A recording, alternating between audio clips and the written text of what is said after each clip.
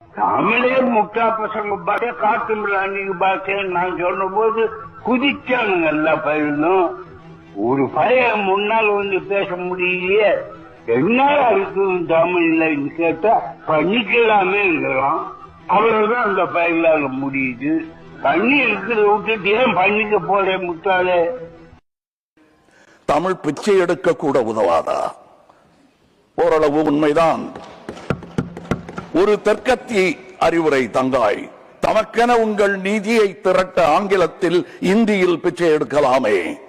தமிழ் பிச்சை எடுக்க உதவாது, திருடவும் உதவாது. தமிழன் பிச்சை எடுக்க மாட்டான், அதுவும் உங்கள் பிச்சையை ஏற்கவே மாட்டான். உங்கள் சாபங்களில் எங்களுக்கு நம்பிக்கை இல்லை. உங்களுக்கு இருக்கக்கூடும் என்ற நம்பிக்கையில் நீங்கள் உணர என் திட்டத்தை சாபமாய் போடுகிறேன். கருணையுடன் நீங்களே ஏற்பீர்.